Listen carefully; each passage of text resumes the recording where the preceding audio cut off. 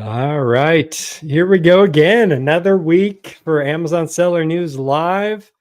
Got Robin and Danon with me today. Appreciate you both joining me. Yeah, man. Good to be here. Thanks for having Yeah. me.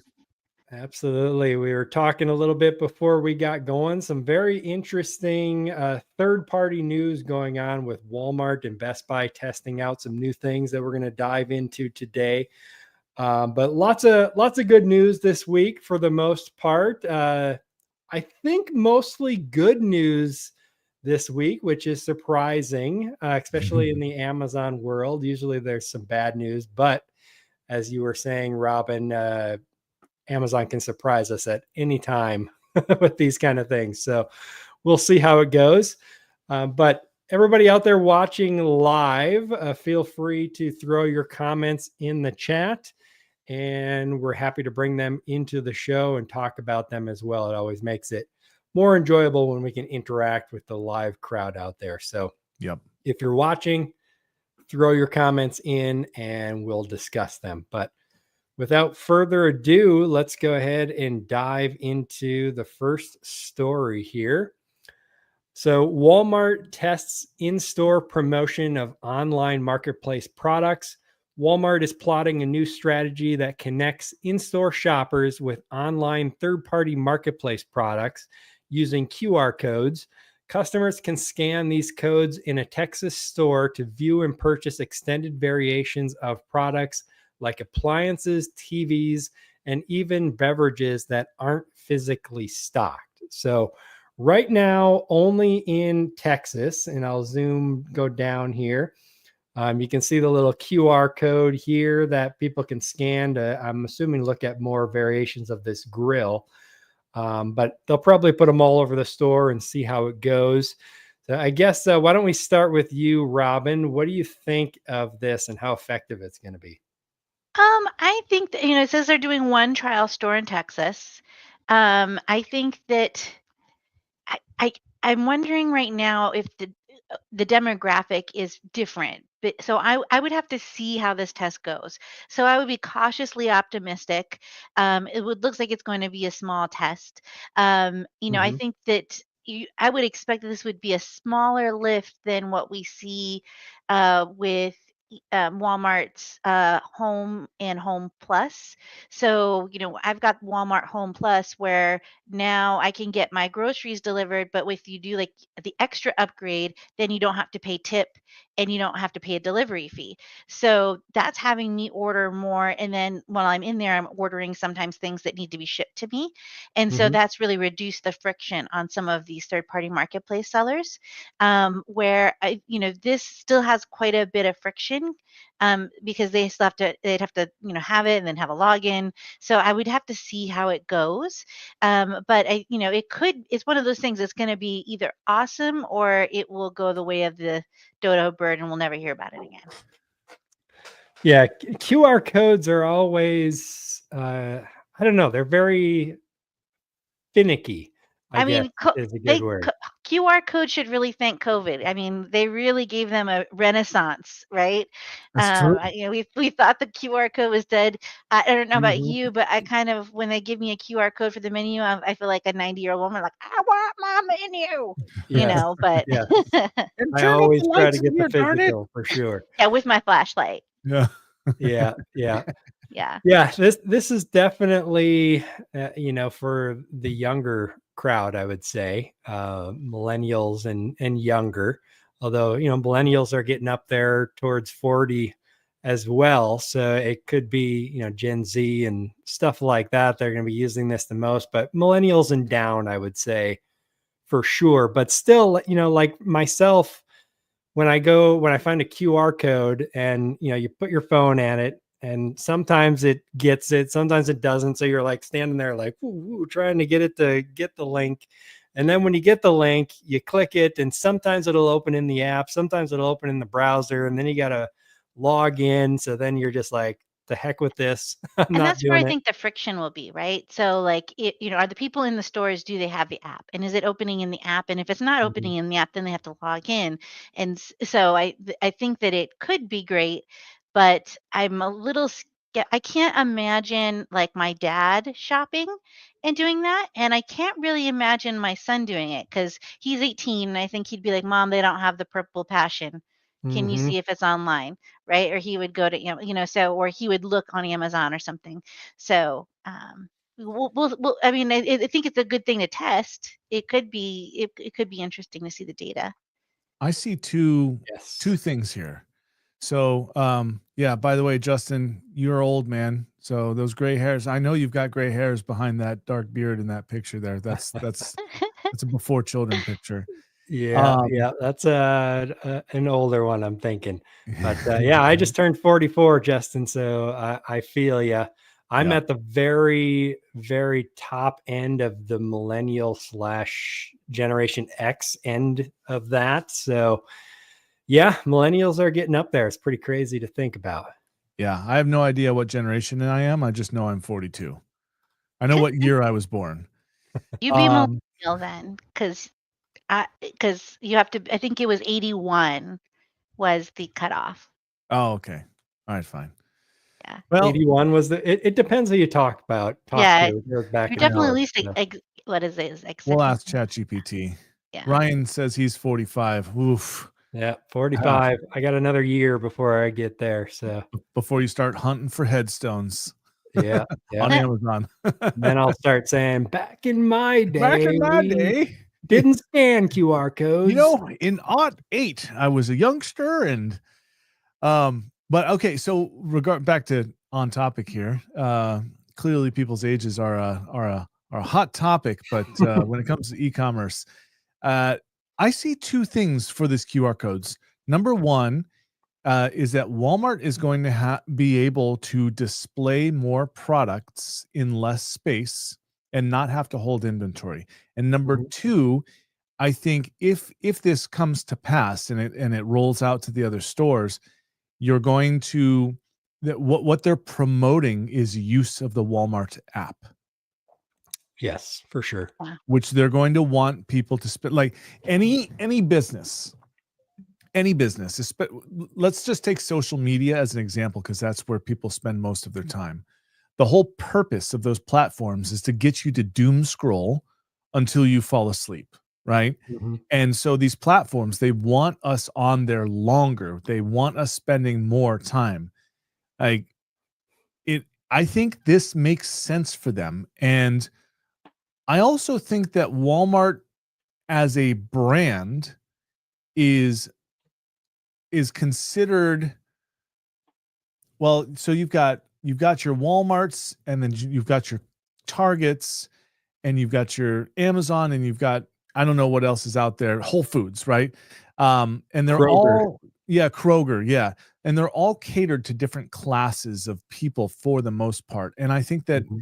that that Walmart is trying like Walmarts are everywhere, of course, but they're known to be in rural areas, right? Because Mhm.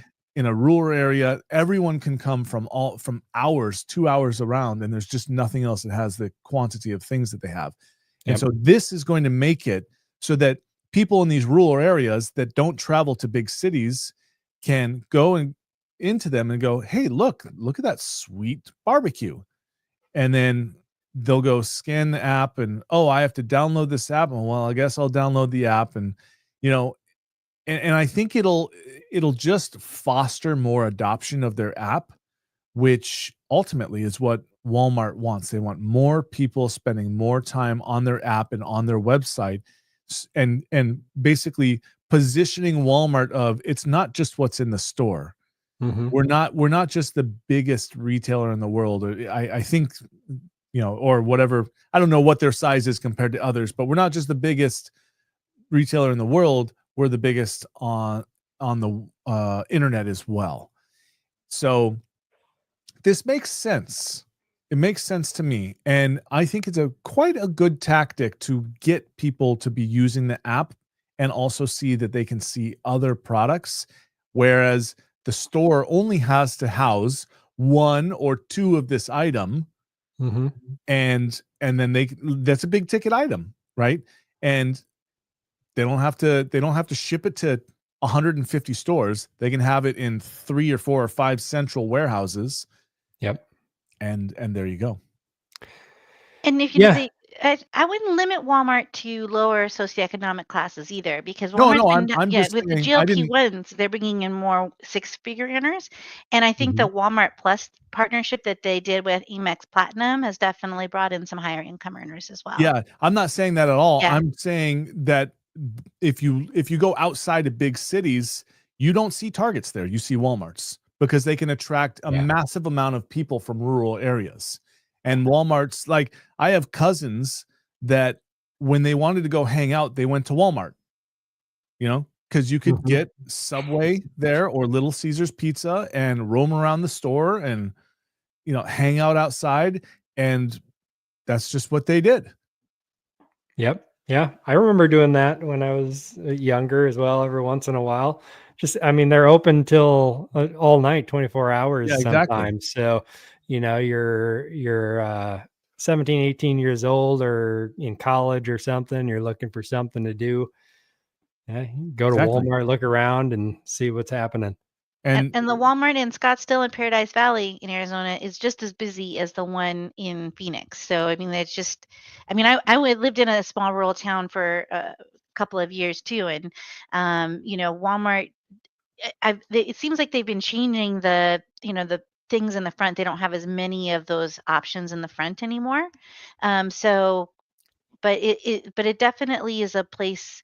I think they're definitely trying to change their brand and to maneuver. They keep Mhm. shooting themselves in the foot a little bit. you think Just as so? soon as sellers are getting excited, they they've been kind of killing a lot of the momentum that they had in getting sellers excited to move over. But I think it'll be interesting to watch over the next 6 months. Yeah, before we went live, Robin, you were talking about that some of your brands are struggling to get their products activated in Walmart, that they're having to go through some advanced Yeah, verification. they're doing so, they're trying to limit resellers, and there's a new enhanced vetting process for several categories. I know a lot of people, really reputable good sellers, that have been shut down in the last couple weeks, Oh, or really? that have been restricted with products with no notice.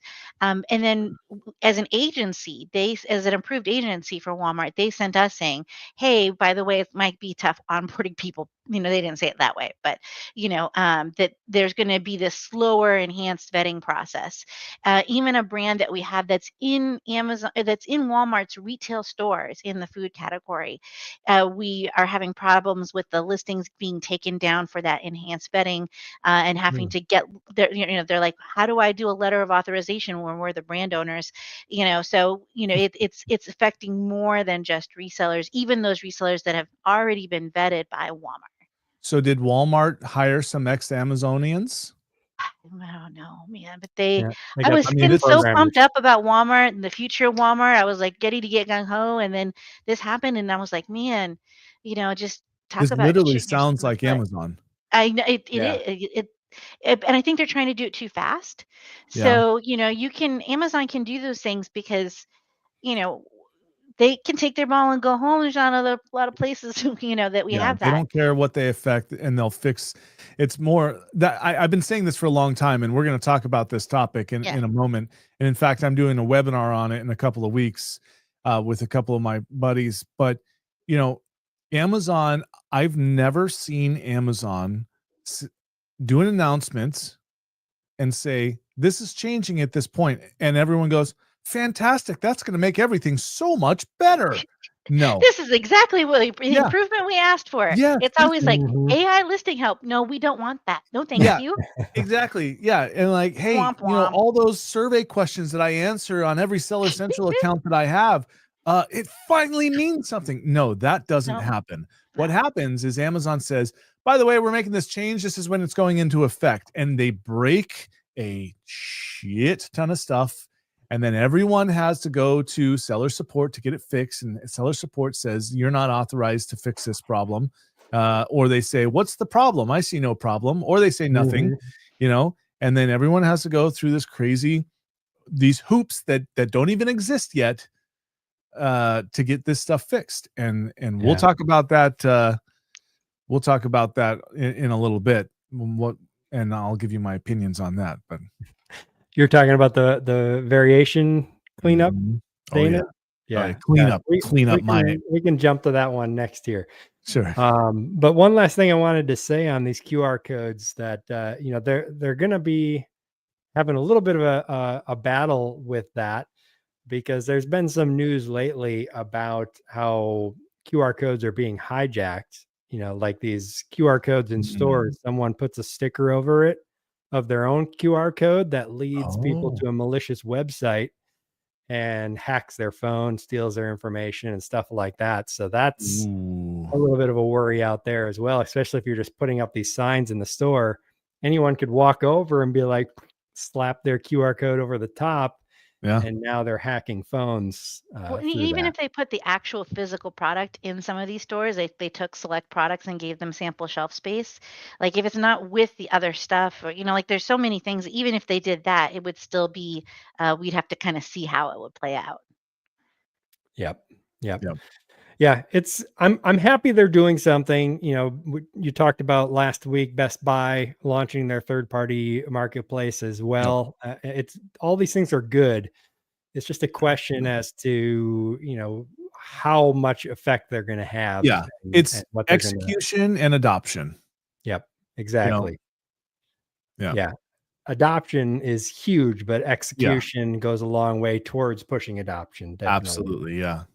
I totally agree. All right, cool. Let's go ahead and jump on to the variation news here. If I could click the right button, there we go. So Amazon halts variation theme cleanup after seller backlash. Amazon has reversed its plan to remove variation themes from listings after strong pushback from seller community. Originally, the policy would have impacted listings using themes considered irrelevant or redundant, sparking concern over lost search rankings and the need to rebuild parent-child relationships. Now, I will clarify that a little bit. At least according to Amazon, they didn't halt anything. They just clarified that, Yeah. we were just kidding on that. We were talking about these variations that nobody's using that we're removing. Yeah. 6 months old or something like that. Yeah. I mean, I'm just gonna go out there and say it. They're gonna break shit. This is what's gonna happen.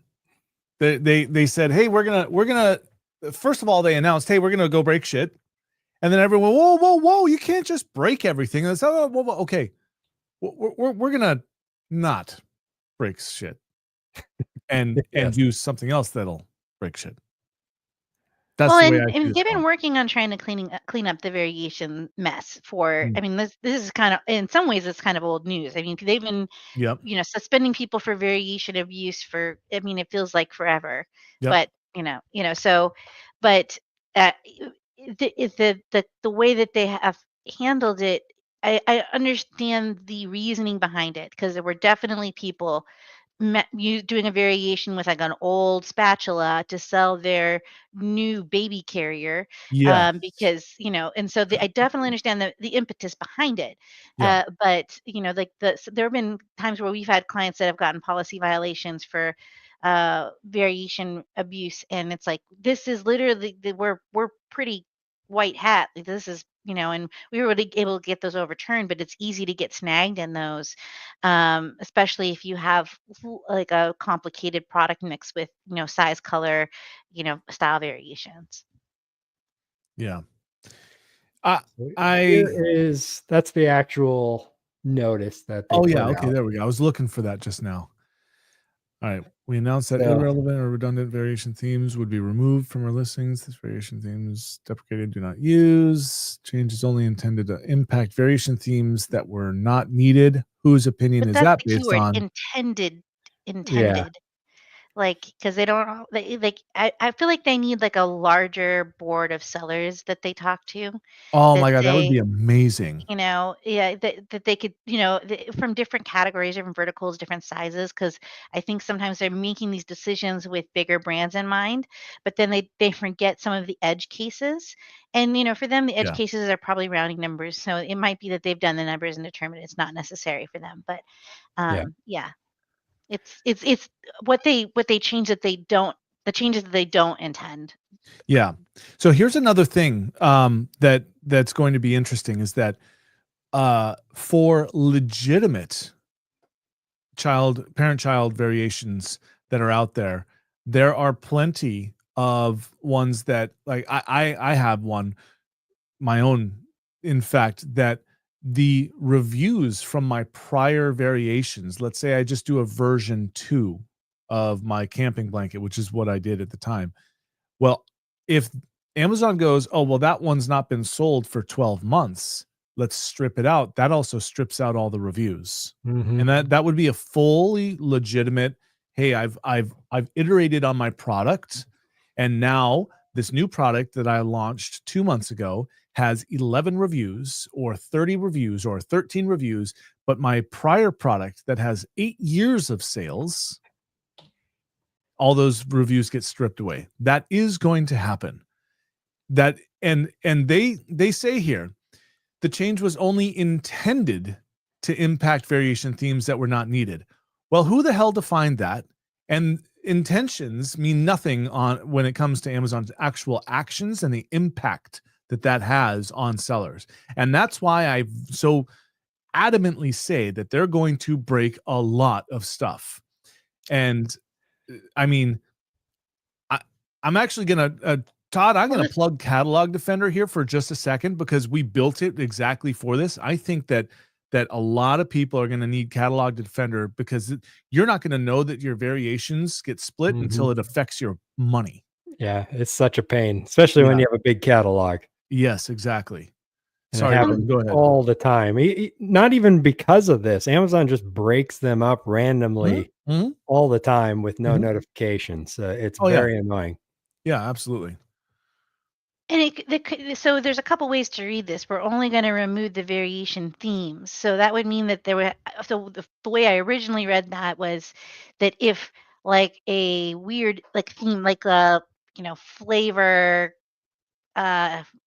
flavor style or something, if some variation theme hadn't been used anywhere for 12 months, and but then how many of those that aren't being used at all? And then are they looking at they're only going to remove certain variation themes, and of those, I mean, there's still, I think there's a lot of room for interpretation there. Oh, for sure. Yeah. Yeah. And some kind of notification, I guess, would be good as well. I mean, they're going to look at ones that haven't sold in the past 12 months, but it's going to affect some people that still want those variations up. For whatever reason, they haven't sold in the past 12 months. Maybe they've been was it no sell on the individual or something child like that. or no? Yeah. No. And for sure, it's Amazon. There's going to be ones that they're going to do that, are still in use. There's going to be accidents that they're going to delete.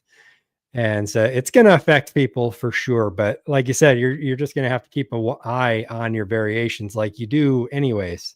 And if you're not, you should be watching your variations anyways, because Amazon does this regardless of this notice or not. They've been breaking up a lot of variations lately that they deem, incorrect, whether they are or not. Because, I had, for example, it's a fishing lure that comes in different colors, right? And fishing lures are named the colors are named watermelon and crawfish and stuff like that, right?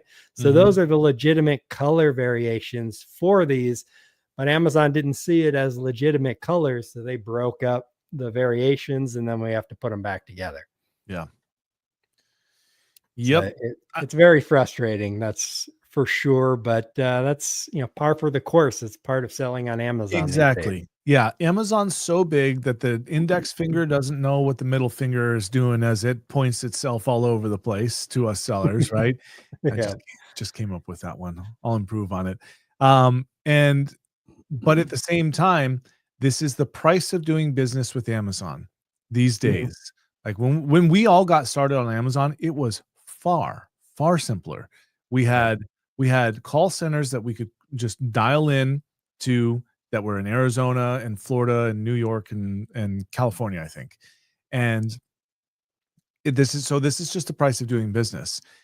It's not as simple as, and any experienced seller will know, it's not as simple as just listing a product and making money anymore. This is a legitimate business. You have hurdles that you have to overcome, and those that do it better than others make more money, right? Yep. So you have to learn how to deal with Amazon. It's if I say this all the time, Amazon's like a schizophrenic dictatorship. They're the boss and they don't know what they're doing in life, right? Yep. And so and their AIs and computers are exactly the same way, and their seller support is also the exact same way, and you know the policies better than almost anyone that's helping you, right? And so you just have to learn how to navigate the waters, the Amazon waters. Yeah. Yep. Yeah. It's I can't explain how happy I am when I'm calling Amazon support, and don't take this the wrong way, anybody out there. Don't cancel me or anything. But the person answers the phone and they're like, "Hi, this is Mary," or "This is Mark," and they have like a Southern accent or something. I'm like, "Yes, we're going to get something done this time."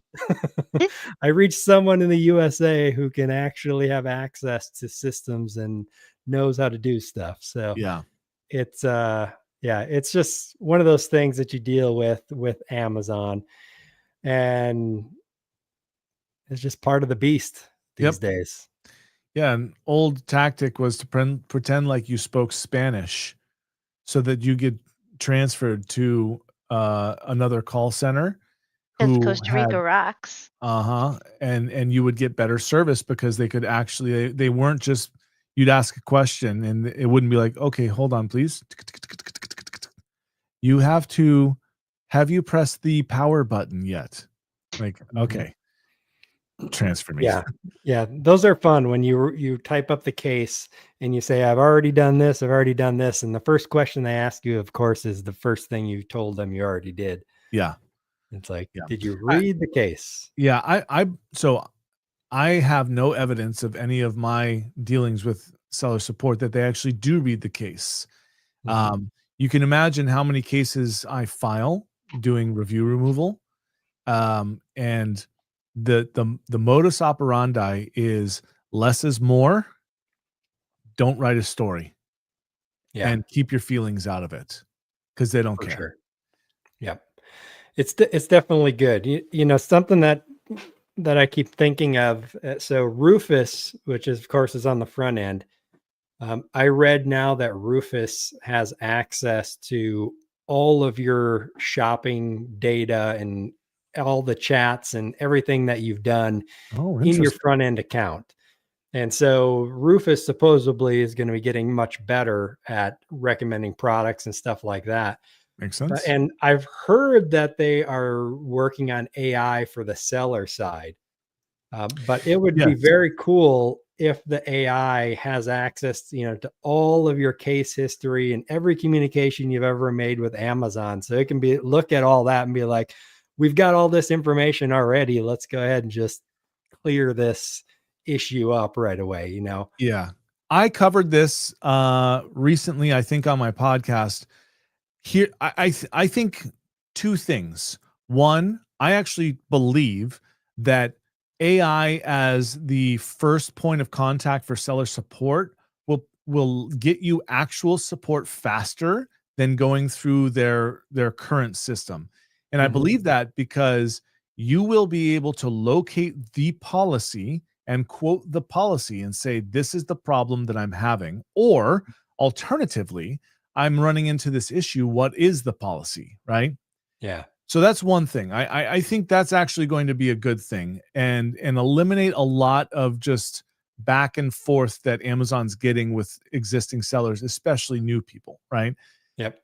On the flip side of that coin, Amazon policies often contradict each other. So there are different policies in different places. There's public facing, there's behind Seller Central, and then there are policies that are quoted inside of like their chat, and the community and stuff like that that are from legitimate Amazon employees with links to these places. And I have found it's not extreme, and I can't imagine even how it would be possible to keep this all organized. It's certainly not for my mind, but I have found contradictions, direct contradictions. Mhm. And as a matter of fact, one of them is in their Vine program contract, where it says, you may not under any circumstance contact the Vine reviewer. And 2 paragraphs later, it says, should you want to use their review for marketing and some other stuff, please reach out to the Vine reviewer. Mhm. So, and that's 2 paragraphs apart in a contract. Yeah. Yeah, you've got that, and then seller support will tell you to violate the terms of for service as sure. well. Yes. I've had it happen numerous times, where you're working with a client and their brand name is like missing a letter or something, right? It's missing the S at the end, or the brand name is like the product name instead of the brand name. And so you're trying to fix those kind of things.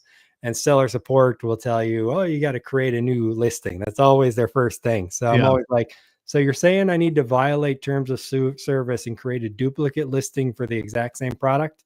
Yeah. And then they're always like, oh, blah, blah, blah. And they go around in circles and end up back where we were in anyways. But I'm on the behind Seller Central login on the variation relationship FAQ, and it says how to reassign a child item to a new parent.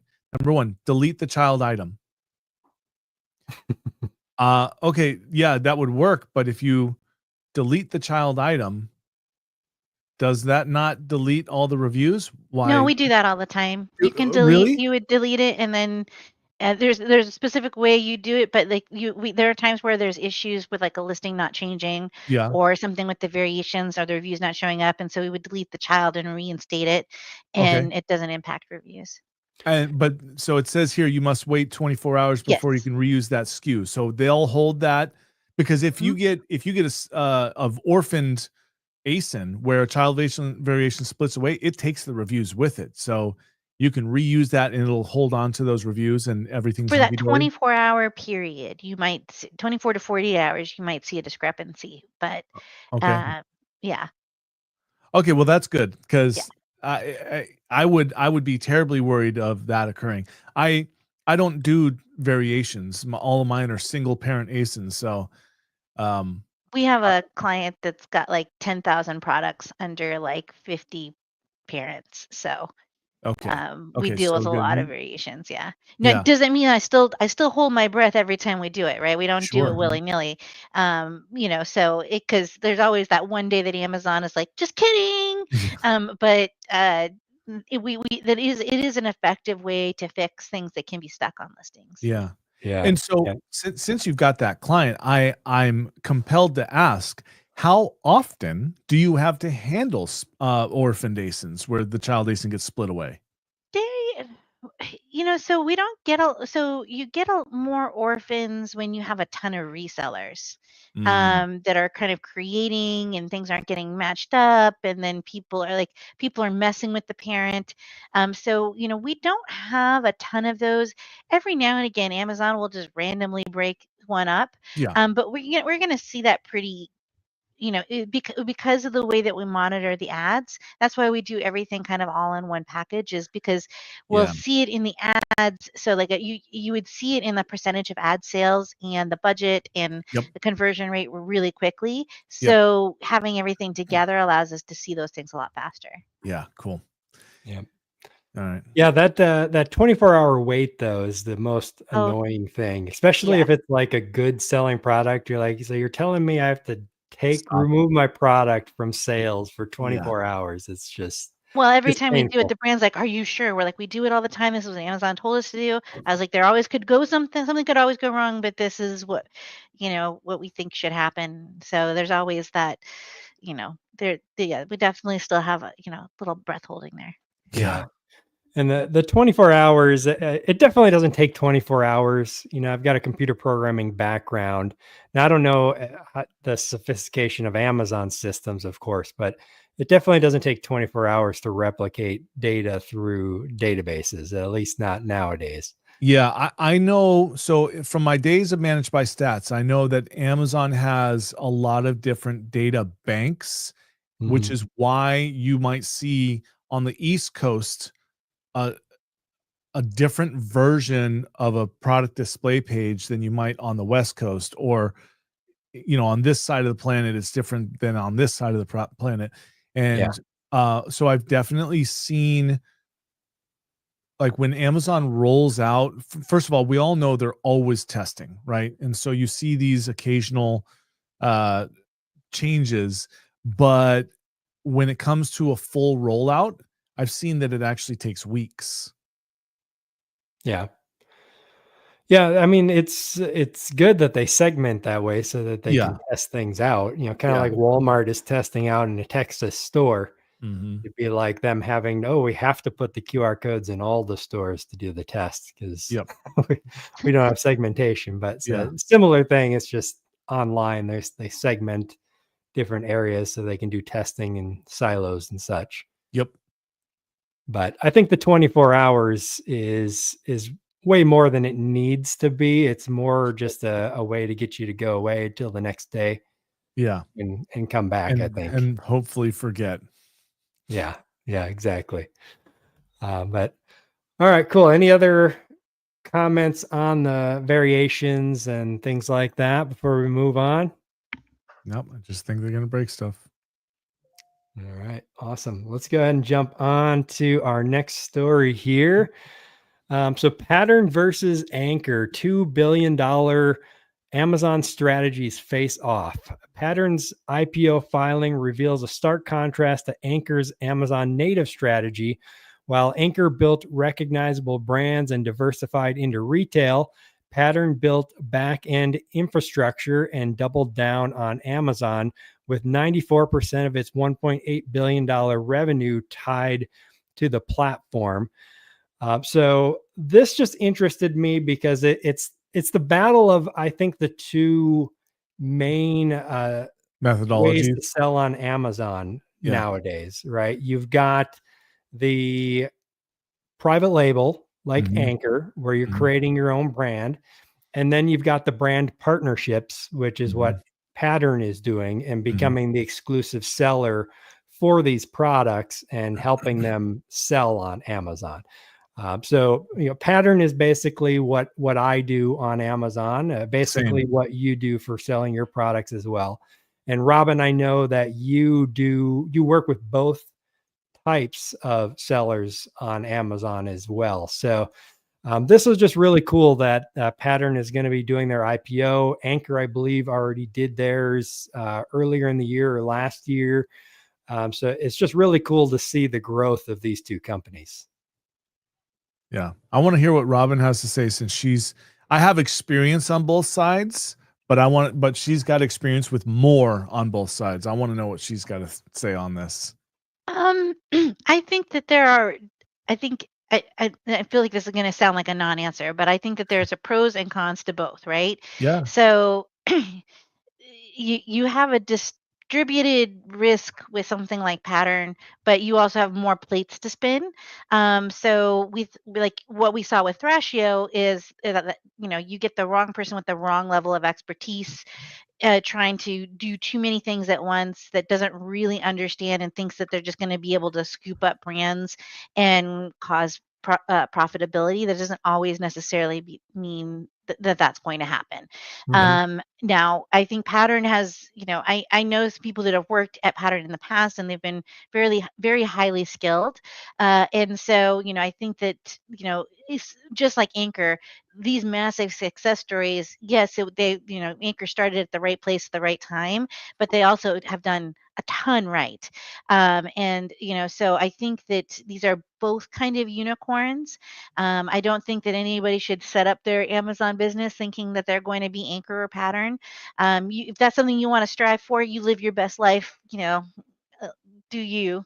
But I think that holding many brands is difficult for if you're actually going to hold the brands versus just manage the brands, Yeah. then that's very cash flow intensive. And Yes. so you would need somebody that's really analytical to really constantly be analyzing what products to spend the money on, where to grow, watching inventory levels. So there's a lot of logistics and distribution that would be involved in something like Pattern. Yeah. Mhm.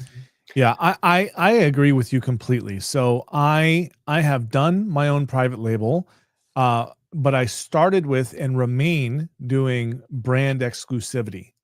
Now, Pattern and I actually started selling at the same time on Amazon. So it was in 2010. Because I remember when I went to the very first Accelerate by Pattern, which not to be confused with Accelerate by Amazon, the CEO came up and said, "Hey, I started in 2010 and I did this." And I was like, "Oh my God, if I were a smarter businessman, I could be the other Pattern, you know?" But they one thing that's unique about Pattern as compared to my model, and Todd, even yours, is I've never purchased my inventory. It has been a Mhm. partnership with the brand. They have the inventory. I manage the sales and customer service and logistics of Amazon, right? And so my cash flow is um maximized, but also maybe my profit is not as much, but you know, I prefer it that way. My risk is subsidized across brands that I am partnered with, that I intend to treat as my own brand, which is what any brand would want.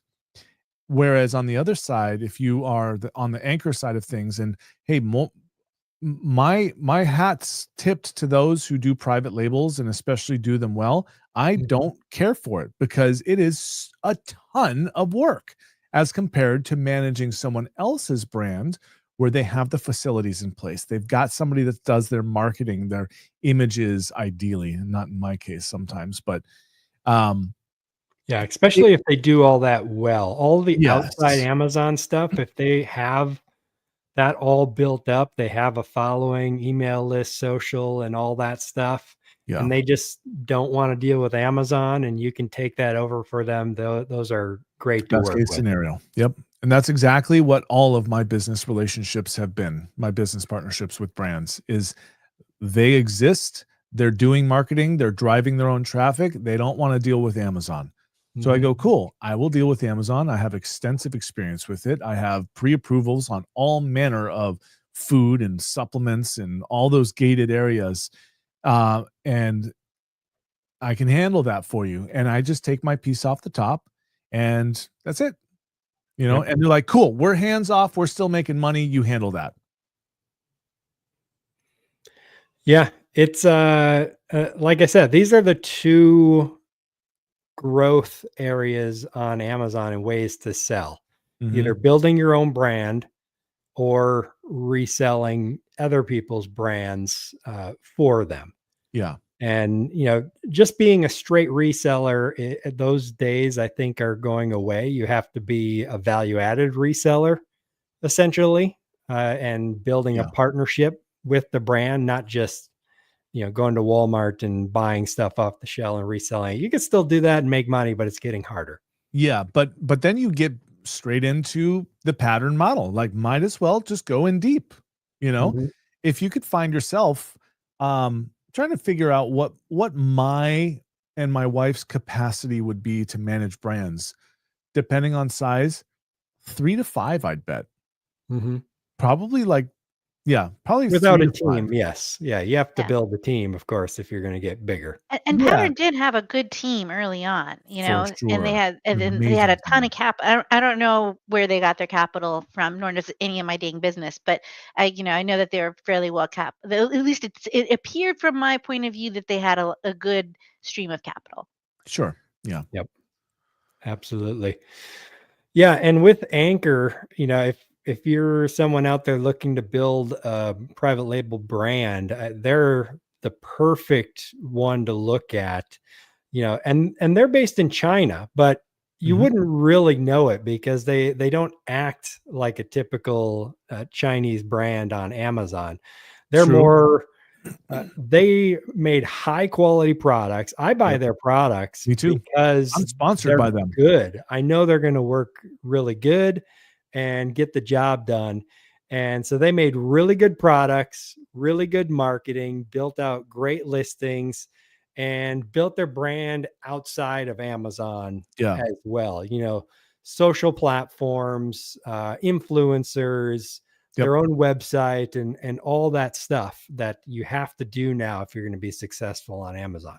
Yeah, so they're in my community, in the off-road community, and me and my buddies are actually sponsored by Anker. It's not Anker, it's Anker Solix, which I think is like a subsidiary. They do the big old battery banks.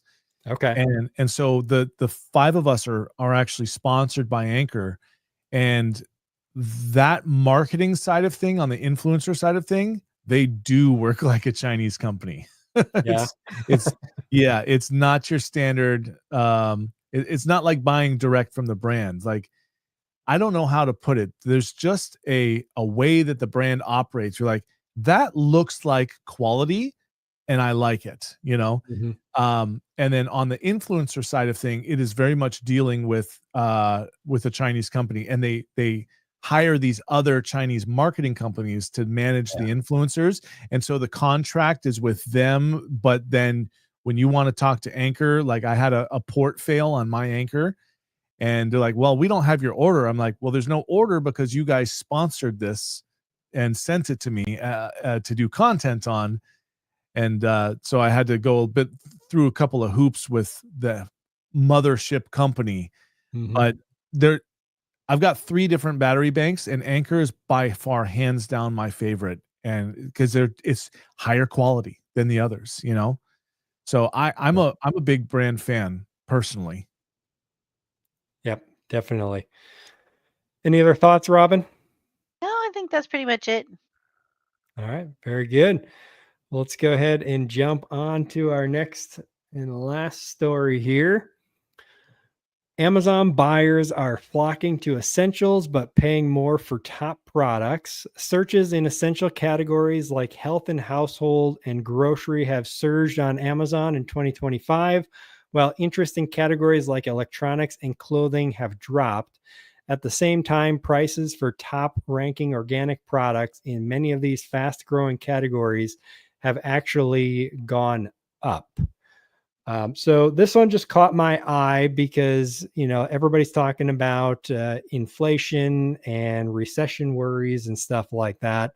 It feels like for like the last 20 years now they've been Yeah. talking about that.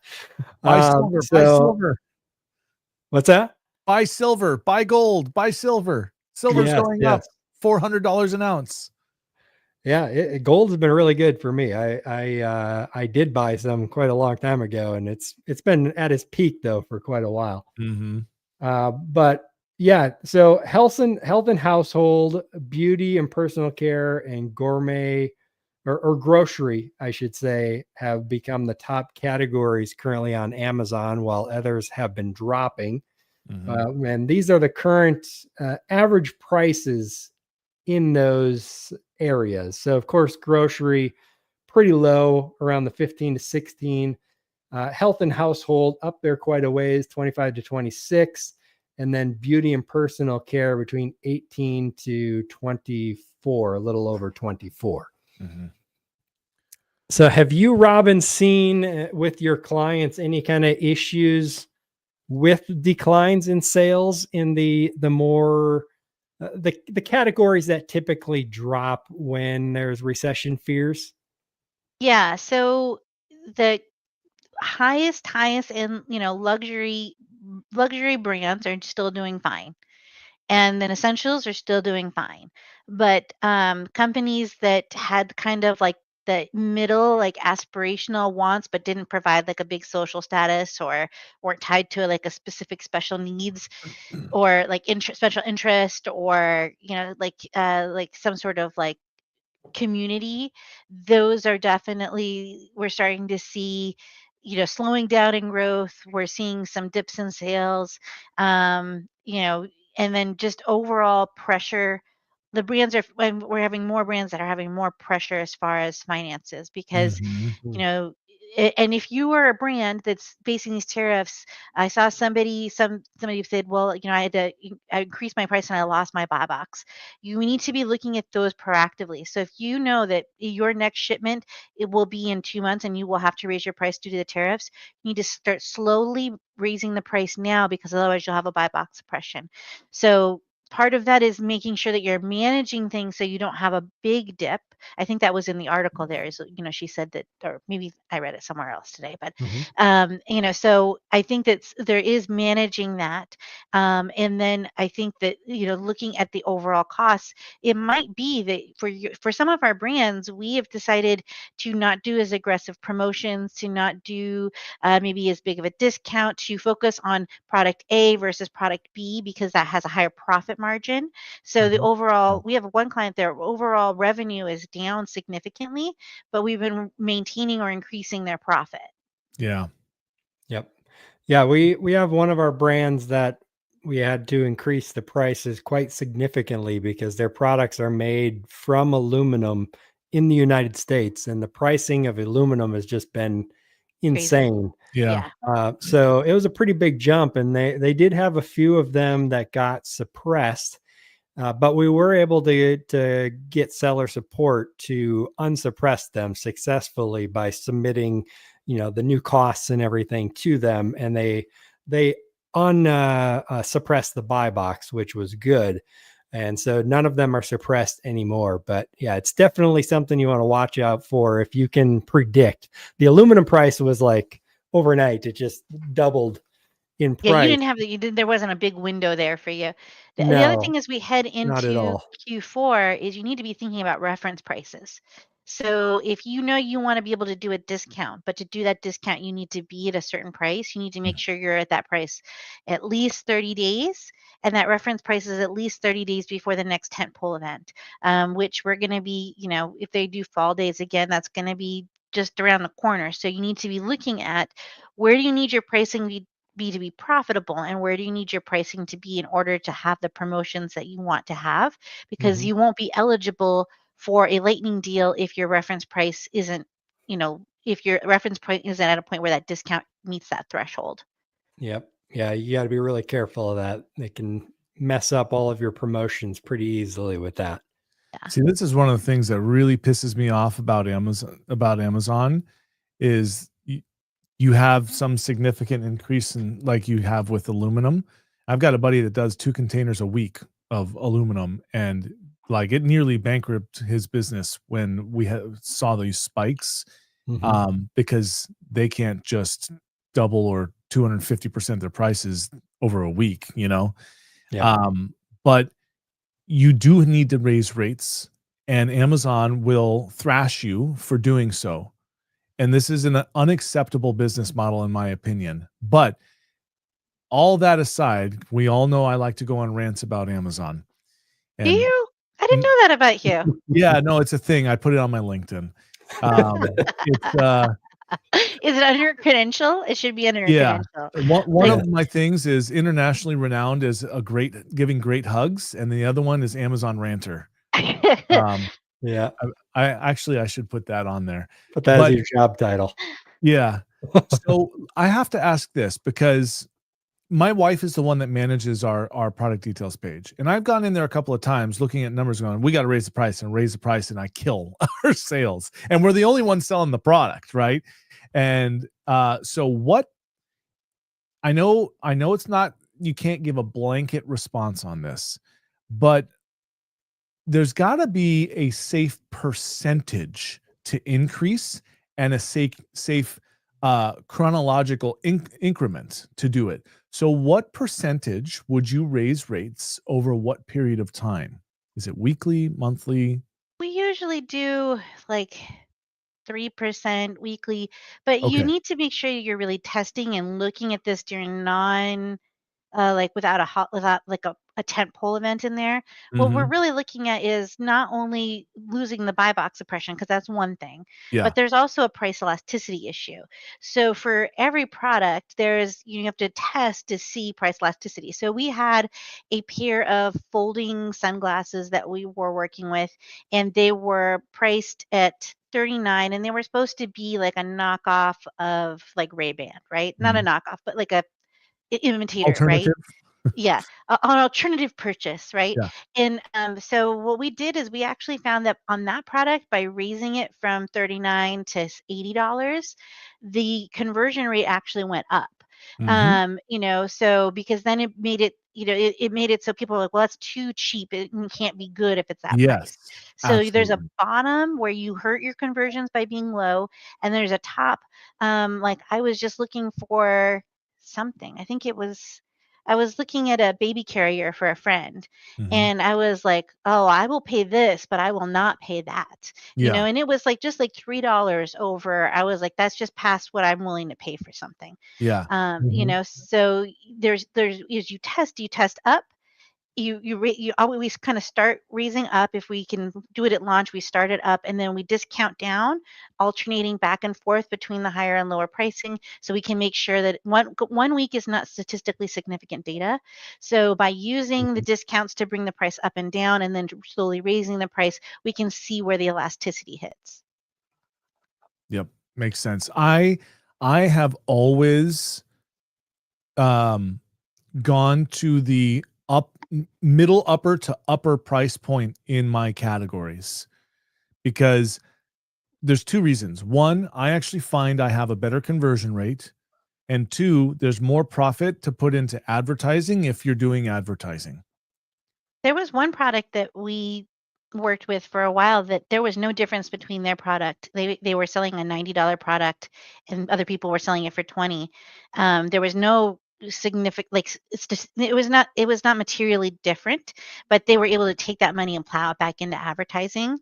Mhm. But you have to make sure that so with that elasticity, if you make a significant change to the listing, that might change the bar.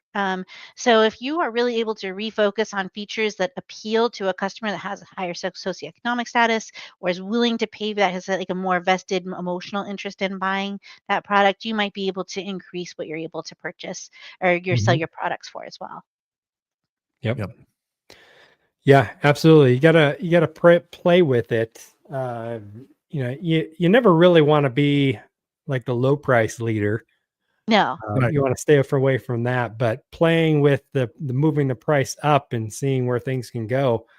If you've got $20 margin and everybody else has a $5 margin, well, that's $15 more per sale you can spend on ads Yeah. to outcompete them. Yep. So yeah, it's really important to think about that when you're creating products, especially if you're based outside of China. Essentially, you're going to have to compete on value versus instead of price. Value, well, yeah, or just brand image, which Mhm. in its That's own a way part of builds value. value. It is. It is. Yeah. There's a Anker, for example. There's probably other companies that make battery chargers that are just as good as Anker, but the Definitely. perceived value of the Anker brand now is just so high that you just assume that it's probably better. Yeah. I mean, happen to know that the brand Bluetti manufactures for a lot of brands in the space. Mm. Okay. Yeah. Yeah, and that happens a lot. Mhm. Mhm. You Yeah, just go 'cause to your I grocery store and you can see that all over the place. The grocery store brand is probably from the same factory as some of those other brands that are for sale for a much higher price. yeah, exactly. Yep. Yep. Happens a lot. But Yes, it yeah, does. anything else on this, or we can go ahead and wrap it up? I'm good. All right, cool. Well, that was another fun episode, Robin, Danon. I appreciate you guys joining me. Anybody out there watching, we do this every Friday, so happy to have you join us next week, and we'll talk about whatever happens this coming week. So until then, everybody have an awesome Labor Day weekend, and we'll see you next week. Bye, everyone. Bye.